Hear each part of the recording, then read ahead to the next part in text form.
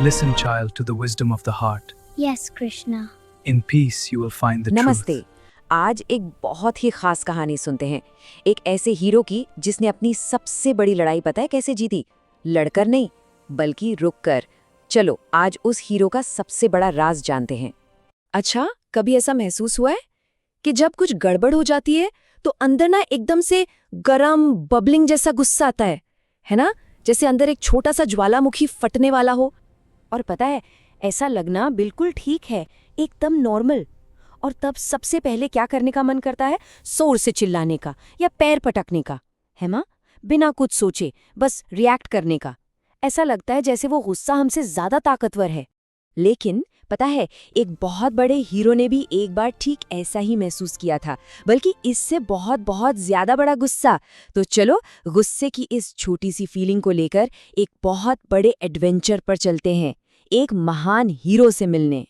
जरा आंखें बंद करके सोचो, एक बहुत बड़ा मैदान है और हजारों सैनिक लड़ाई के लिए तैयार खड़े हैं, और ठीक बीच में अपने बहुत ही सुंदर रथ पर खड़े हैं महान योद्धा अर्जुन।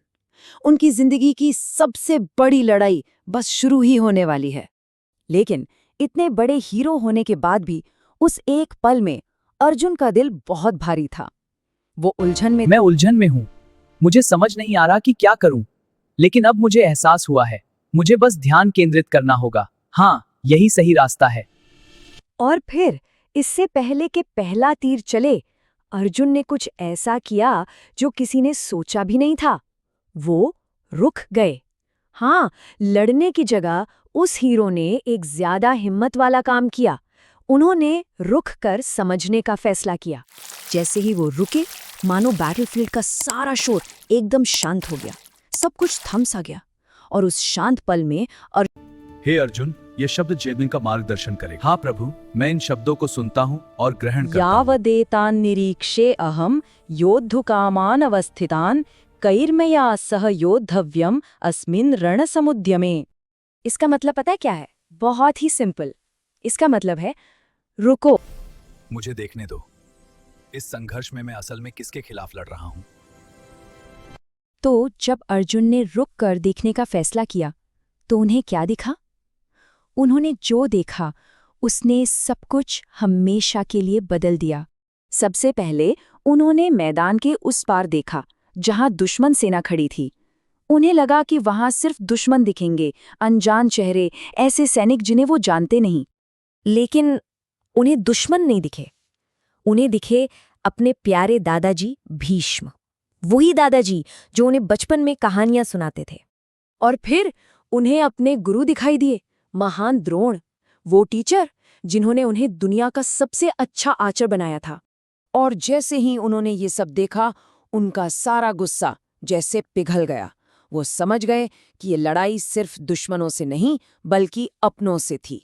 तो जो सुपर पावर अर्जुन ने इतने बड़े बैटलफील्ड पर इस्तेमाल की, क्या वही सुपर पावर हम भी इस्तेमाल कर सकते हैं जब हमारे अंदर वो गुस्से वाली फिजी फीलिंग आती है? देखो, अर्जुन ने सिर्फ एक सेना नहीं देखी, उन्होंने अपने परिवार और टीचर्स को देखा।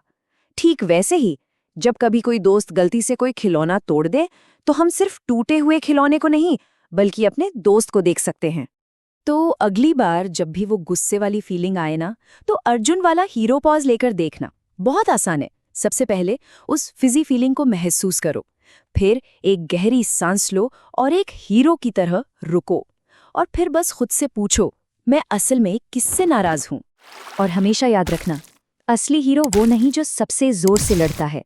असली हीरो तो वो है जिसके पास रुककर समझने की हिम्मत होती है। एक समझदार वॉरियर बनने का ये पहला कदम है, क्योंकि सच्ची ताकत ये जानने में नहीं है कि लड़ना कैसे है, बल्कि ये समझने में है कि हम असल में किसके लिए खड़े हैं। Namaste. Thanks for watching.